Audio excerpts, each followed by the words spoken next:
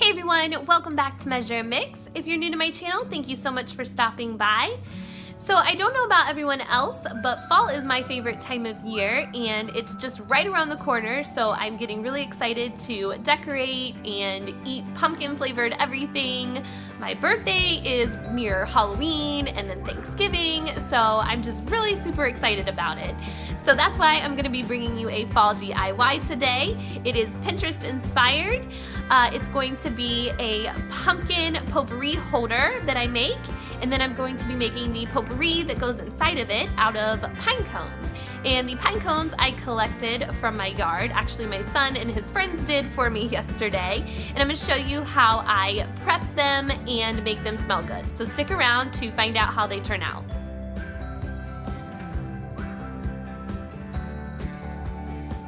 To prepare the pine cones, I started off by preheating my oven to 200 degrees Fahrenheit.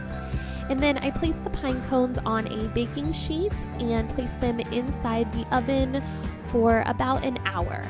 And I did this to kill off any of the bugs or bacteria that's hanging out inside of the pine cones, so that way they won't be inside my house.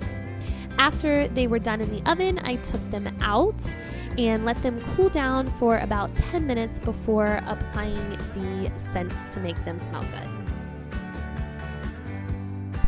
Now, to make the pine cones smell good, all I did was spray them with some spray adhesive and cover them in cinnamon, and they smelled good right away. Now, you could also use some cinnamon essential oil with some water in a spray bottle and spritz the pine cones, but on the Pinterest site, it does say that it would take a little bit longer for the smell to appear. Alright, so now I'm making the pumpkin potpourri holder out of chicken wire, and I'm just cutting it to the size that I need. Now, if you guys didn't want to use chicken wire, I believe you could use the wire waste baskets you get from the Dollar Tree.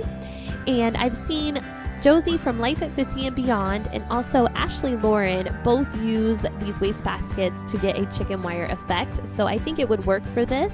You just might end up with a smaller pumpkin.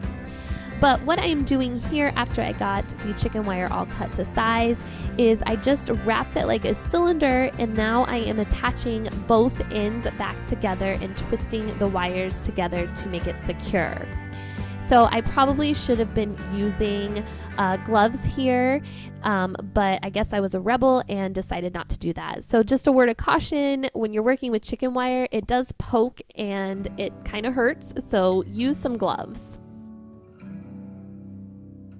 Now that I have the chicken wire all put together and have my cylinder shape, what I'm doing is just pulling in the bottom here into the middle and making a base.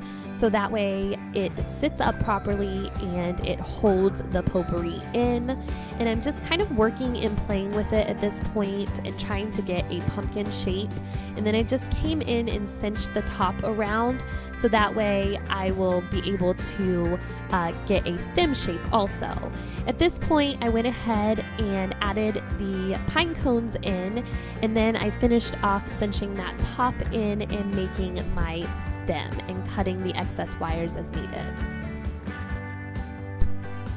Now, to cover the wire stem, all I'm doing is tying my twine to the bottom and then wrapping the twine all the way around to the top of the stem, and I used some hot glue to secure it down just to make sure that it stayed in place. Lastly, I decided to add some of the burlap leaves from the Dollar Tree, and I was done.